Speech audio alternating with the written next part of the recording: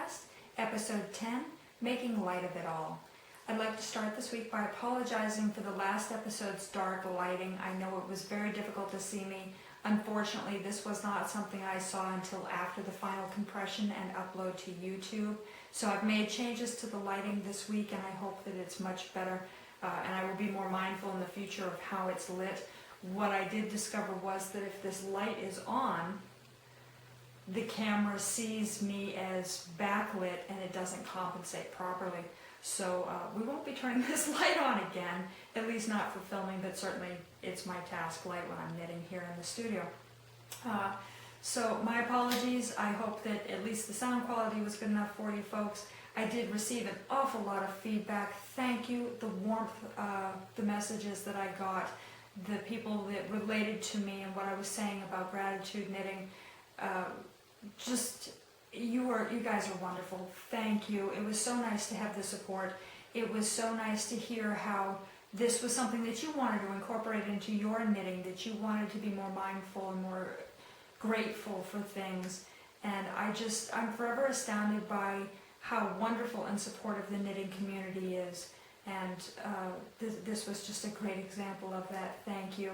And it is something that I'm going to continue to encourage. I have done a lot of gratitude knitting and gratitude frogging, interestingly enough, over the past 2 weeks. There was even some gratitude painting. I'm sorry that I missed you guys last weekend. I do try to video on the weekends as that is my free time. However, last weekend we were painting. We had to paint the bedroom and the living room and the bathroom and the kitchen, and it took a lot longer than we expected it to. Quite literally, my holiday weekend was cooking and eating on Thursday, and then painting Friday, Saturday, Sunday, and trying to still clean up a little bit on Monday after work. So there never was an opportunity. But I'm back now, yay! And now that most of the home renovations are done, I should have a more steady schedule, and I appreciate y'all hanging in there with me. Wow, what a task that whole mess was. I'm grateful that it's over. So with the gratitude knitting, I'm incorporating gratitude into other repetitive activities. Like I was telling you folks, the whole gratitude knitting challenge was that for one row or one round of your knitting, to focus on something, one thing that you're grateful for. And it didn't have to be a huge concept. It could be as simple as, I'm grateful that I have these needles in the right size. I'm grateful that I get to work with this fiber. I'm grateful that I got to choose my favorite color. And slowly expand on it. I'm grateful for the person that I'm making this for. I'm grateful for the designer of this pattern who did the math so I didn't have to. Little things, and it builds. And you start to incorporate this positive energy into your project as well as into your life. And it takes away all the static and all the stress and all the noise from the real world and creates this new sanctuary in your project, in your me time. And just, it builds. It makes for a happier person, a happier place, a happier time. And I've incorporated it into folding laundry, where I focused on one simple gratitude for each shirt that I folded. I incorporated it, like I said, into my painting, where each roller load, as I started to put it on the wall, I thought about something that I was grateful for. I was grateful for my new windows. I was grateful for being able to choose a paint color. I was grateful for the color. I was grateful for having the proper equipment. I was grateful that I didn't splash it all over my sofa and my floor. Just little things, but by taking a positive look at it, it makes such a difference where when I was all done with that project, the wall glowed. It was just so beautiful to me, not because of the color that I chose, but because I was actively happy, I was actively grateful while I did this chore. And I walk into my living room and it glows. It makes me happy. And I think that if we mindfully do more of this, if we positively knit, if we positively fold laundry, if we positively wash dishes, it's going to give us more peace in our lives, more joy in our lives. Certainly I don't believe that it is a magic wand, as much as I wish I owned one. We have to actively, mindfully change our environments and our perspective. We have to make light of our lives. Making light of it all literally means to act as if your situation isn't serious. Well, that's like the band playing on while the Titanic sank. That's not quite what I mean. I mean more the figurative sense of making light of it, that we're going to take things less seriously, that we're going to find light in situation, that we're going to make lemonade from life's lemons. So making light of it all this week is very much, A, I changed the lighting in my studio so you can see me, and B, just pushing forward more of that gratitude knitting and pushing it into other activities that we do. So thank you so much for your feedback. Thank you so much for the gratitude you expressed to me. And I hope you all continue on this journey with me to incorporate gratitude into our knitting and the rest of our lives. And the knitting community has been wonderful, really wonderful. Yeah, there's a lot of weirdness and angst and unhappiness in the world right now, and a lot of other knitting podcasters have expressed this in their podcast and have put things forward, like we did the Knitters Pay It Forward pattern, the free patterns, at the end of November. There was a lot of activity. There were a lot of people that did this, a lot of designers that made this offer. And the warmth and the reception of it was wonderful. But what I'm seeing in a number of the podcasts is people who are saying that they can't wait to put 2016 behind them. And I was talking to my husband about this the other day, that, I just watched another podcast and this person said something about they couldn't wait to close the door on 2016. And they were, just 2016 was a hard year. And my husband, I love this man, he's hysterical. He brings joy and reason into my life in surprising ways. He thinks very differently than I do, and it's such a compliment to my life because he makes me look at things differently.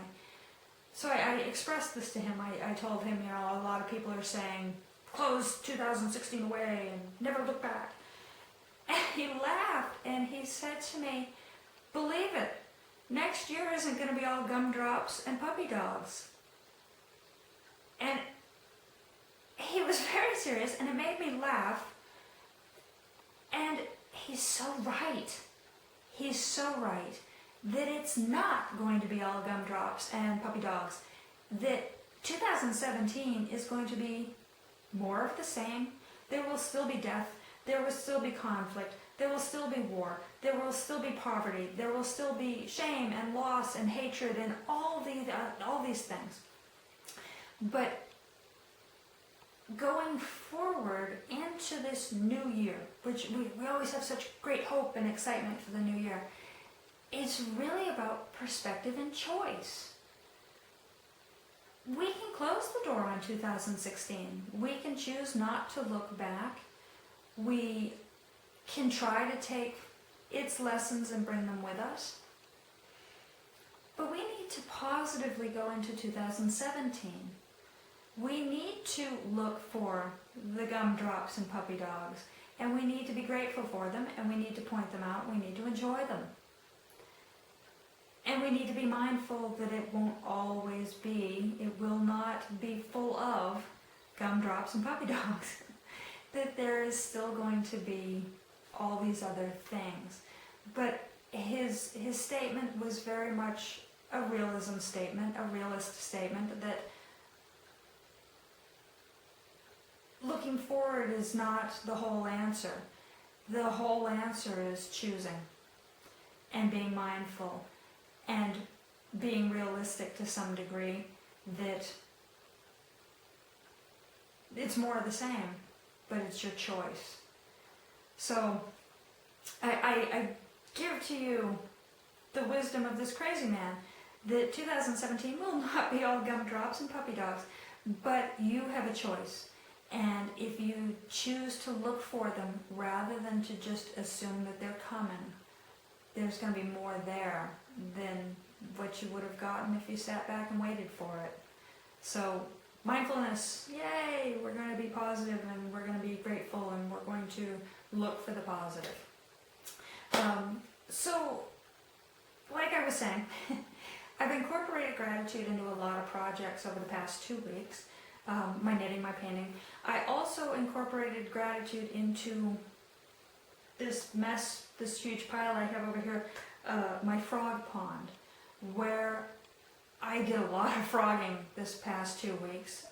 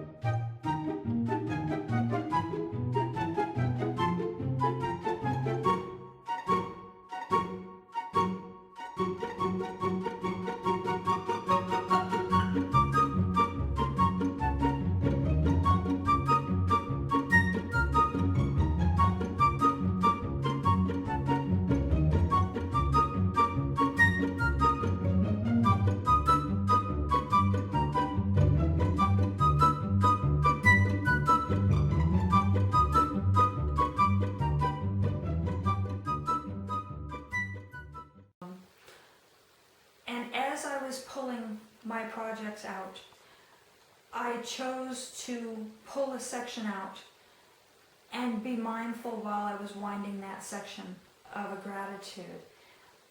As I just straight pulled and wound off, I chose to take sections, time, and think positively about it. Think not just about what I'm already grateful for, but what I'm going to be grateful for. So it's forward-thinking gratitude, that I'm grateful that all of this crazy yarn that I frogged out, I get to use it again. I get to make something positive with it. I get to make a new hat and donate it. I get to reuse, re-experience these colors. I get to no longer be stressed and shamed about the project that's not working out on them. I get to be grateful that I recovered all this equipment. Just being mindful of it all. And there was a lot of frogging.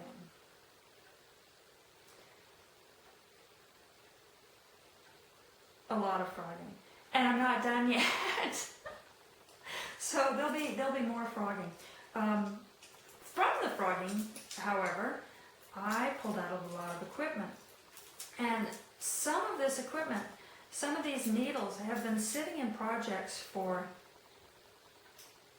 years. For example, this is a 47-inch size 2 that I purchased specifically with the mindset that I was going to make 2 at a time monkey socks on a lovely monkey brown. I cannot stand magic loop. It is a personal preference. You might love it. It might work for you. I'm a double point needle knitter. 2 at a time was just a little bit more than I could handle. I had just yarn going everywhere and knots, and at one point my elbow was stitched in. Don't ask. Just not my thing. Just not my thing. And the shame of it that I could not seem to sort myself out. It's 2 yarns. I can strand. Why can't I keep 2 yarns separate on 2 different socks? So the shame of it, I put this in the pile of shame, I set it aside. The socks weren't coming out well. My stress about the whole thing and not being able to handle the technique was incorporating itself into the project, and my tension on them was tight, my gauge was thrown off, and I threw the whole thing into the pile of shame, and it sat there quite literally. I think it's been there at least 2 years. So I'm grateful to have this needle again.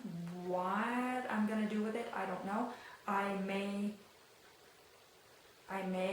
try magic loop again, but I think I'm going to do it maybe with a vanilla pattern rather than a charted pattern. Monkey socks is beautiful. Cookie A, I love you. I have a pair of completed monkey socks. I did them 1 at a time. I love them. 2 at a time, they were just a little bit more than I could handle. So as part of trying new things and doing new things in 2017, maybe I will give Magic Loop another shot. But my needles look like they've been stuck in a project for 2 years. And I don't know if you can see them. I don't know if the camera will focus. They are horribly tarnished. Horribly. So they need to be reconditioned. As do this fistful of bamboo needles. The bamboo needles here were all in a variety of acrylic projects that I had.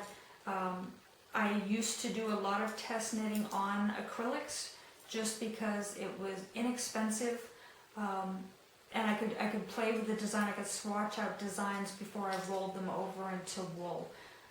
I now just do it direct to wool, having to re-knit something that I knit to do the conversions on gauge and to convert it to the fiber, and discovering that it doesn't read the same in fiber was just really taxing. So now when I test knit, now when I swatch for projects, I'll do it in the fiber that's intended for. But as a newbie designer, I often just use a really inexpensive acrylic. These acrylics are going to make fantastic hats. They're going to be donated. That is part of my paying it forward for 2017. I have all this wonderful recovered yarn, but my needles have been sitting in acrylic for, in some cases, 1-2 years, and they've dried out a little bit, so these all need to be reconditioned. So we are going to go into the kitchen, and I'm going to show you how to recondition your metal and your bamboo needles. Let's go!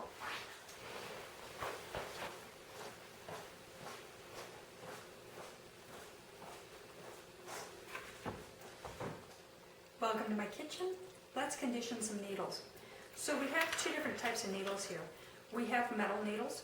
These may be aluminum, they may be brass, they could be zinc, they could be nickel, they could be any kind of the metal needles. With the metal needles, Brasso metal polish is a fabulous product. It covers brass, copper, stainless steel, chrome, aluminum, pewter, and bronze. This product is designed specifically for removing tarnish from metal. And it's super simple to use. Just a paper cloth, a little bit of this product, and I mean just a little, maybe a dime-sized dollop, which you probably can't see on the camera, and the needles. And simply by rubbing this on, and I do both at the same time, and I just rotate them with my thumb up here at the top, back and forth, up and down. I can put this polish right on here. You'll see that it's taking the tarnish off. That's what all that black is on there. Make sure that it's nice and even. Try not to get too much on the plastic. I don't know that it corrodes it, but why risk it? Once you've gone through the needles with this, move to a clean spot and polish it up.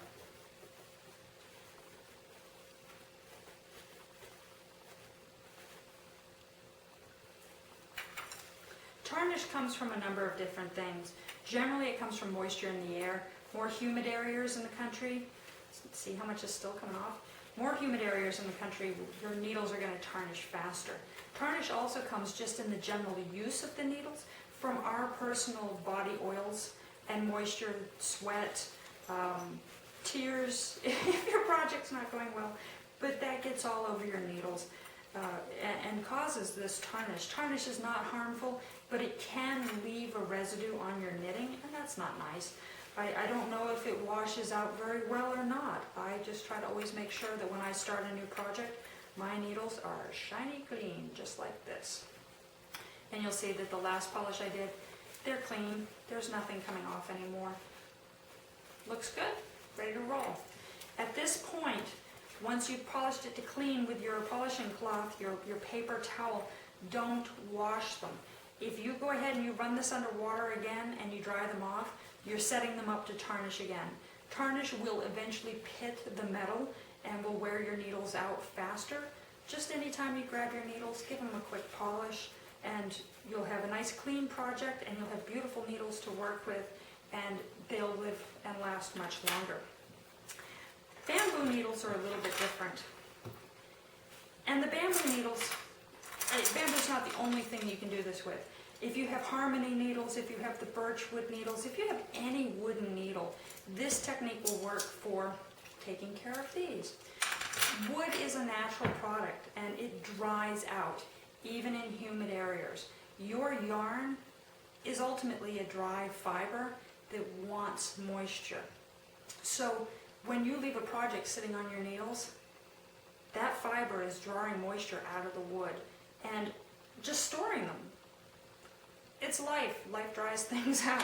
So from time to time, reconditioning your bamboo needles is a good thing to do. It prevents warping, it prevents splitting, it prevents chipping, it prevents all kinds of other problems from happening. So get a good conditioner. What's a good conditioner? There's so many things you can use. You can use mineral oil. Don't use vegetable oil. It'll make them sticky and horrible. You can use coconut oil. Very, very common product right now. You can use this to moisturize your hands, you can use this to eat, you can use this in everything. If you have gassy dogs, put a little bit in their food, gets rid of the gas. This is a miracle product. So coconut oil works wonderfully. There is a product on the market called bamboo goo. I use this for my cutting boards, but this is fabulous for knitting needles as well. Conditioning needles is simple. Again, grab a paper towel, put a little bit of boo goo or a little bit of coconut oil or mineral oil, run your needle through it, get it all nice and greasy and shiny. A little bit goes a long way. This is an oil. Rub it all over your needles. Again, leave them all greasy, shiny, and wet. And you can take care of a lot of needles at once with a single application of this.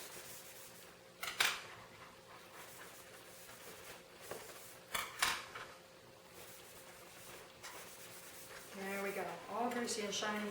3 whole sets, all nice and new. Fold your thing over so that there's no oil on it. Start polishing it down. They're still going to be shiny. They're still going to look a little greasy. That's okay. We just don't want them dripping.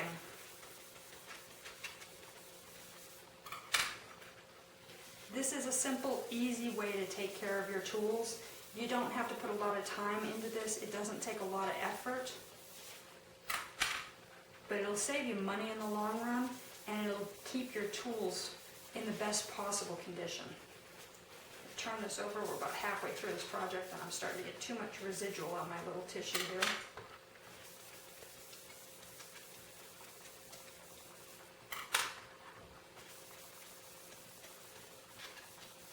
Alright, they're still shiny, but they're not wet.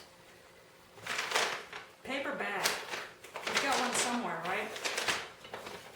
Cut out a piece of it. Doesn't have to be a big piece. Regular sandwich bag will work. But a brown paper bag. Brown paper bags are essentially very fine sandpaper. Part of conditioning your wooden needles is you want to get rid of any raised spots, especially after you've been conditioning them. When you put moisture and oil on them, it's going to fill into the driest areas and cause them to swell up slightly. A very, very fine sanding, not enough to take a layer off, that is visible to you, but a very fine sanding will prevent your needles from splitting. It'll prevent your yarn from splitting. Not a hard project at all. Fold it over, rub it the same way you were rubbing it before. going to make a little bit of noise. It's going to be a little bit squeaky. It's going to push the oil deeper into the pores of the wood. It's going to take the excess oil off, as you can tell by the stain. It's going to sand off any minor burrs. It's going to sand down any raised areas. It's going to sand down any splits. And it's going to finish the conditioning of your needle.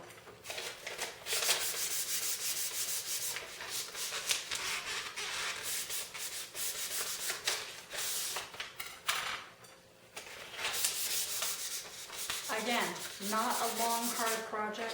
A few minutes out of your day, make your knitting so much better.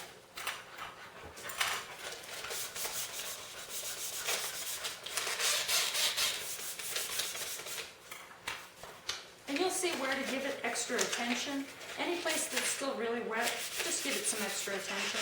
It'll help absorb that extra oil.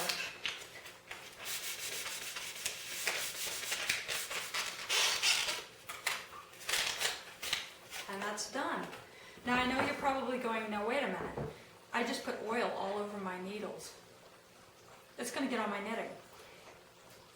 No, it's not. You're going to set these aside and you're going to let them dry for about 2, maybe 4 hours, just to let that oil get all the way in. Any excess oil is going to evaporate. And these are natural oils. Wool is a naturally oily creature into itself. These oils are all going to wash off the first time you wash and block that project. So if there is actually any residual oil, no big deal. And while we're on the subject, when you're storing your metal needles, make sure that you throw a couple of these little buggers into your storage box. Let's see if we can get them out. Silica gel pouches. Says don't throw away. Says do not eat. Put them in with your metal needles. They absorb moisture. By absorbing moisture, your needles don't tarnish when they're being stored. Best place to find these? Shoe stores. You're buying shoes. I know you're buying shoes. The majority of us are women. We love shoes. You'll find these in any box of shoes that you purchase. Don't throw them away. Pop them in with your stored needles. When I was in the shoe store last time, I found 5 or 6 of these on the floor. They're going to pick them up and throw them away. They're free. They're not hoarding these things. Grab a bunch of them. Throw them in. The more you have in the bottom of your needle storage, the less tarnish you get. Free, easy protection. Handy dandy. All right, so we're back in the studio. And our needles are all reconditioned, and now you have techniques for enhancing your tools, making them better, cleaning them up a little bit. It's easy, it's not time consuming, it's something certainly that anybody can do, and the tools necessary to do it are easy to find. So give that a go. So we're back in the studio, and now I'm going to show you a little bit of the progress that I made over the past 2 weeks, but not too much of it. I did work on my sweater, my S word, my rectangles of success here. I have not yet started the front of the sweater. I did add a little bit of length onto the back. Here it is. I'm still so in love with this yarn. I'm so in love with this project. I love that it's going to be reversible and that I get a high texture side and a low texture side. I did adjust the length a little bit to a more realistic length. I am going to pass this on to a lifeline, and I'm going to pull this needle and I'm going to start the front. The reason that I'm lifelining it and using this needle to start the front instead of just grabbing another one of these needles is last episode I discovered when I was tearing my studio and my house apart looking for needles that one of these needles is slightly smaller than the size that it was designated. So I think, I can't remember now, I think I have a 4 and a 5, which means that the gauge of this sweater is actually accomplished on approximately a 4.5 size needle, because one row is a 5 and one row is a 4. If I were working in the round, I could have technically maintained this as a 5 because I could have used this 5 as my working needle all the way around. Or I could have maintained it as a 4 by using the 4 side as a working needle. Like I said, this brand of needles, I believe it's Chigo, fabulous, I love them. Things happen in production. I would not speak ill of the needles, but every once in a while your needles are, you get a set of needles that's not standard, they're not perfect. Because of this, I need to be sure that I use this particular circular needle start to finish on this project to maintain my gauge, to make sure that my gauge is correct. If I were to leave this on this needle and grab another 5 and start to knit it, that little change over this much yardage would show up, and I would end up with a front and a back that didn't match. So, to avoid that, to give this sweater the best possible chances, I'll be using the needle start to finish. So I'm at the point where I'm going to move this to a lifeline, and I'm going to start the other side. So I feel very accomplished. I like it. I love the yarn. I feel excited about the project. It's 4 rectangles. I can make a sweater that fits that I like. So we're going to keep going forward with this. And if you're one of those people that is on the I can make a sweater successfully journey with me, let me know. I'd love to hear what challenges you're running into. Yeah, this was total luck that I found this weirdness, this anomaly in the needle. But you have to be mindful of these things because, like I said, I could totally throw this project by using a different needle at this point. But I'd love to hear what challenges you're running into. Do you have a pattern that's a little difficult to understand or just straight up wonky? Do you have a shortage of yarn? Do you have a weirdness in your yarn? Is your yarn splitting and making you insane? Let me know. I'd love to hear it. Let's commiserate. Also on my projects this week, this 2 weeks, it's been 2 weeks, was, of course the frog pond, but bees options. This cowl that I have designed, test knitters, it's coming, I promise. I just need to do a little bit of tech to the pattern before I can send the test pattern out to you. It's coming.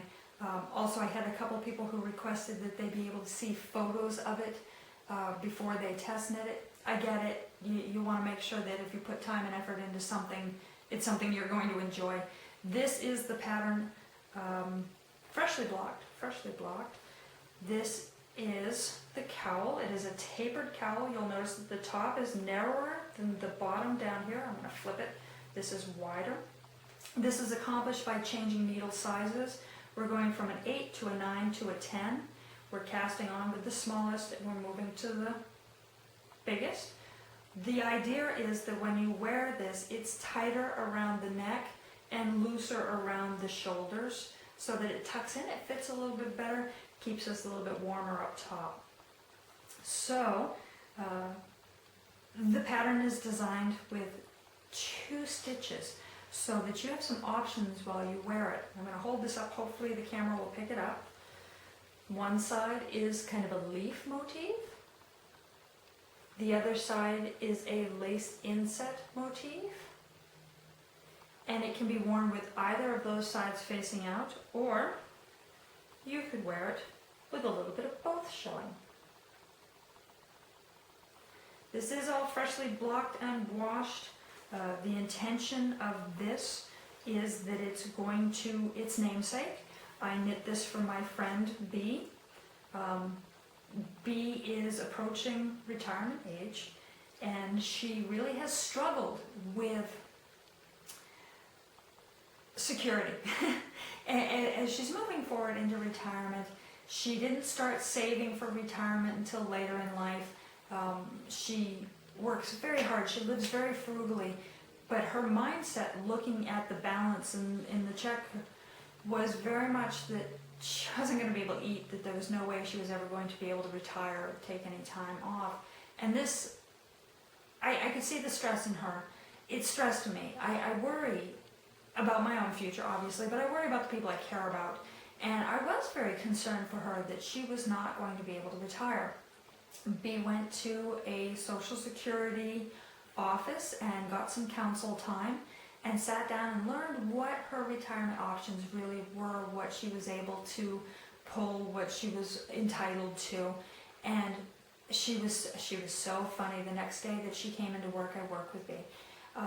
She pulled me aside and I said, how did your counsel go? And she said, I have options. And she smiled so big. She discovered that she had a lot of choices and that she was going to be able to retire. And she was going to be able to retire on her terms. And now whenever anything goes wonky in her life, at work, in my life, she reminds me, I have options. And it just tickles me the way she says it every time she says it. And it's the best reminder for me as well.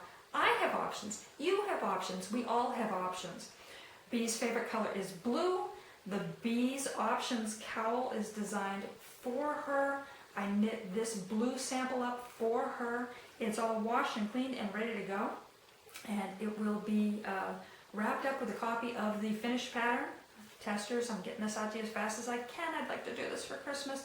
And just, it is my gift to her. So I won't model it for you. It has been photographed on me prior to this washing, but I want to make sure that it stays all nice and neat and clean for me. So I will try to insert a photo if the photos came out any good. Otherwise, I may be washing it again. We'll find out. Also this week, I worked on my How to Eat an Elephant blanket.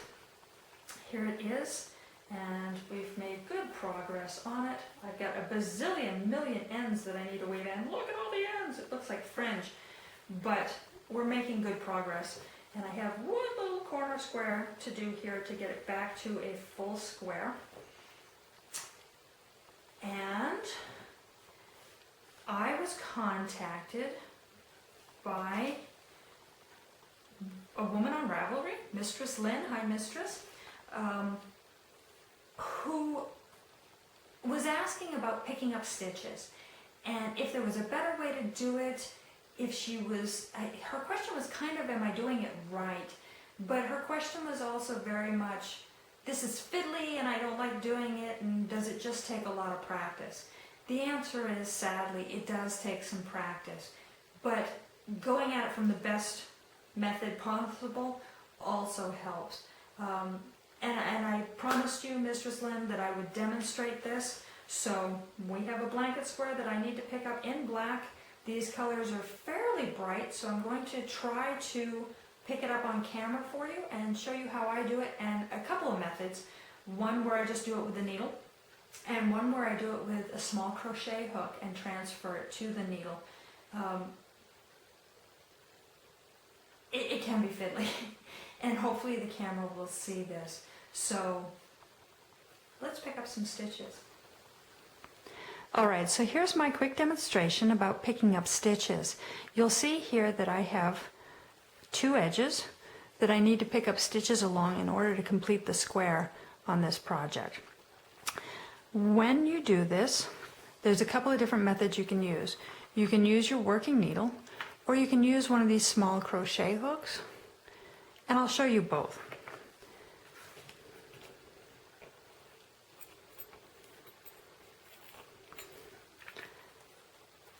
For the standard pickup, you insert your needle from the front side to the back side under the top stitch.